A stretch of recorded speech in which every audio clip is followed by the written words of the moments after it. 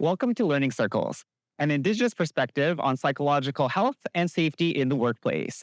A special video series created to support employers across BC's tourism and hospitality industry. This series is a partnership between Len Pierre Consulting and Go2HR, BC's Tourism and Hospitality Human Resources and Health and Safety Association. Through these learning circles, we will explore how Indigenous values, knowledge systems, and lived experience can guide the creation of more supportive and psychologically safer workplaces. Let's begin this important journey of learning, reflection, and growth together.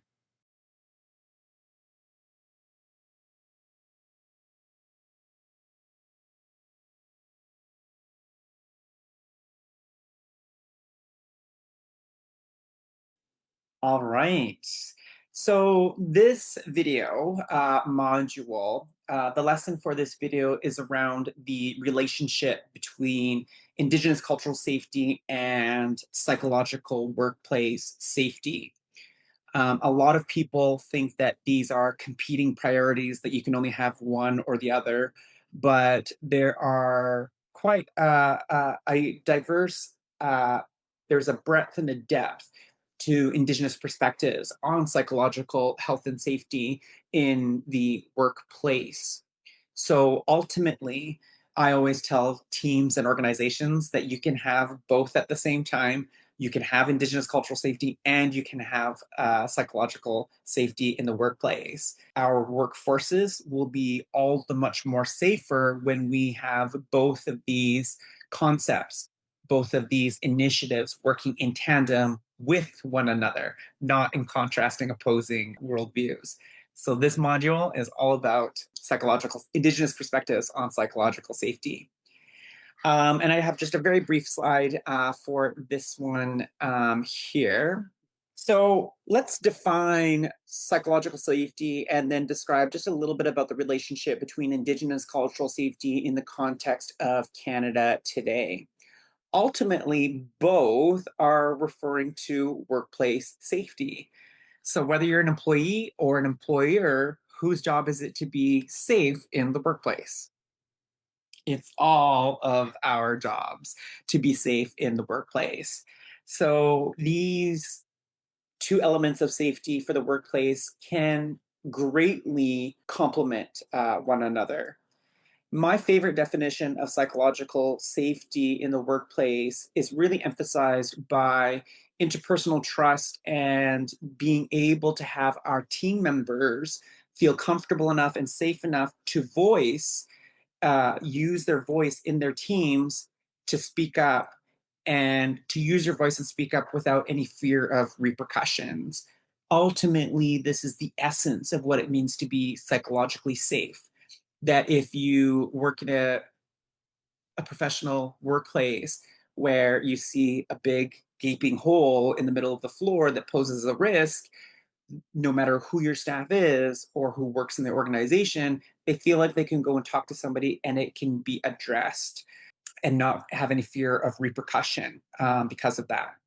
Not just physical danger, but what about racism in the workplace? What if one employee says something racist or derogatory to another employee? Ultimately, we need psychologically safer workplaces so that they can go towards their supervisor, their human resources, their manager or director to be able to resolve that conflict and mitigate the harm that has been done as a result. So you see, already we need psychological safety in order to have cultural safety. And when you're exercising both of these and you're learning about both of these to strengthen your workplace, everybody benefits who works with you and your organization.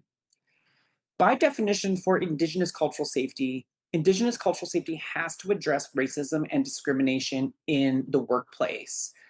And when it comes to Indigenous specific cultural safety, it is designed with First Nations Métis Inuit in mind because we live in a colonial society. And in every colonial society across the planet, because Canada is not the only colonial state, the United States, Australia, New Zealand, these are all examples of settler colonial countries.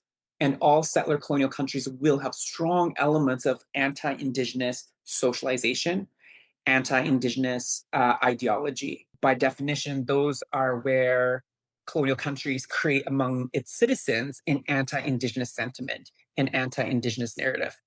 It sounds horrible and it sounds really confusing, especially in this day and age in the 21st century. But ultimately, it's how colonial countries could be born across the entire planet. Canada, the United States, New Zealand, these are countries that would not exist if there was a gravitation, a respect, and a dignity applied to the Indigenous peoples before that colonial state was formed to begin with. So in the middle zone here, there is quite a bit of overlap between psychological safety and cultural safety. What you will find is a mutual reinforcement for your team members to feel safe to speak up when harm is being done or when unsafe things are being practiced. Ultimately, there's an advocacy, and people feel like they can lean in with their knowledge and wisdom to bring about structural change. And of course, it honors true recognition and belonging for all of the humans that you work with. This is the beautiful relationship between psychological safety and cultural safety. As we close today's learning circle, thank you for joining us on this important path towards psychologically safer, healthier workspaces for everyone. This video is just one part of a multi part series. We encourage you to watch the other sessions, each offering new insights and practical steps that you can take. Don't forget, additional tools and downloadable resources are available on GoToHR's website to guide your team's learning journey. Together, we are building workplaces rooted in understanding, inclusion, and psychological health and safety.